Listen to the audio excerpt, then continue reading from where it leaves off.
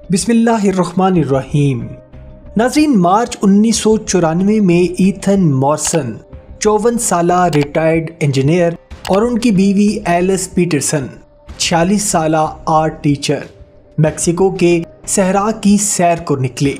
یہ سفر ان کی زندگی کا خاص موقع تھا کیونکہ ایلس پہلی بار ماں بننے والی تھی۔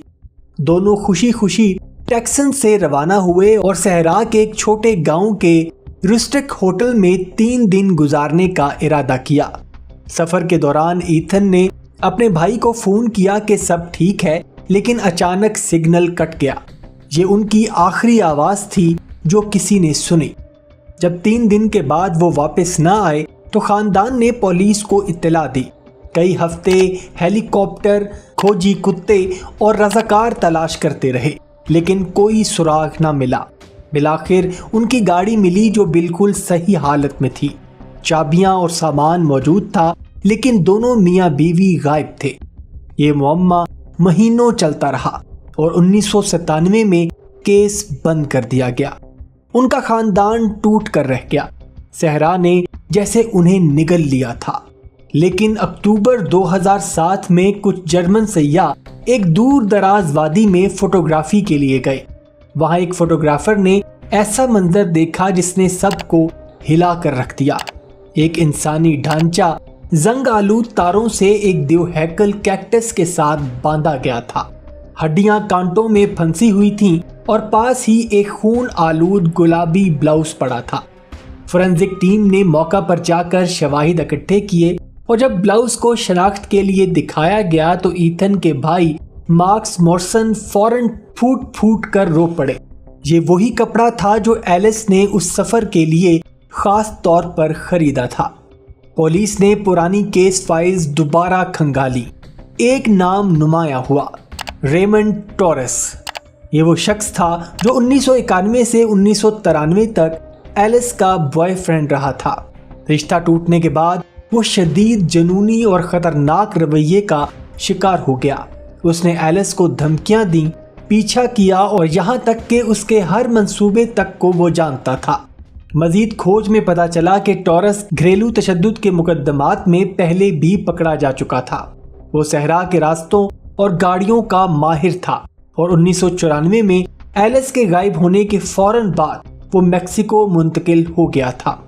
دسمبر 2007 میں پولیس نے خفیہ آپریشن کے ذریعے ریمنڈ ٹورس کو گرفتار کیا، جو اس وقت ریکارڈو ویگا کے نام سے نئی شناخت میں جی رہا تھا۔ تحقیقات کے دوران اس کے پاس سے ایلس کی خفیہ تصویریں، اس کی نقل و حرکت کے نقشے اور وہی سٹیل وائر ملی جس سے ایلس کو باندھا گیا تھا۔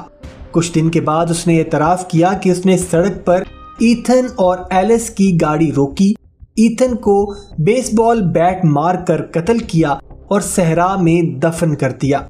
ایلس کو تقریباً 1 ہفتہ قید میں رکھا، اذیت دی اور مجبور کیا کہ وہ اس کے لیے خط لکھے۔ 5ویں دن ایلس نے بھاگنے کی کوشش کی مگر وہ پکڑ لی گئی۔ پھر اس نے اسے ایک بڑے کانٹے دار کیکٹس سے باندھ دیا تاکہ وہ تکلیف سہتے سہتے مر جائے۔ ناظرین، یہ ظلم سوچ کر بھی بدن میں کپ کپی طاری ہو جاتی ہے۔ مارچ 2008 میں مقدمہ شروع ہوا۔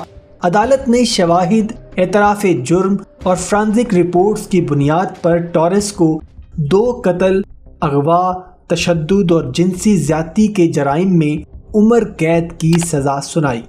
ایتھن کے بھائی مارکس مورسن نے اپنی زندگی کے 14 سال اپنے بھائی اور بھابھی کو تلاش کرنے میں لگا دیے، اور جب سچ سامنے آیا تو ایک طرف انصاف ہوا لیکن ساتھ ہی ظلم کی اصل تصویر نے اس کے حوصلے کو توڑ دیا۔ بعد میں مارکس مورسن نے ماہر نفسیات کی مدد لی اور رفتہ رفتہ اپنے درد کو دوسروں کی مدد میں بدل دیا۔ اس نے لاپتہ افراد کے خاندانوں کے لیے آواز بلند کی اور ان کی مدد کے لیے مہمات شروع کی۔ ایلس اور ایتھن کی کہانی ایک دردناک یاد دہانی ہے کہ انسان کا جنون اور حسد کس حد تک جا سکتا ہے۔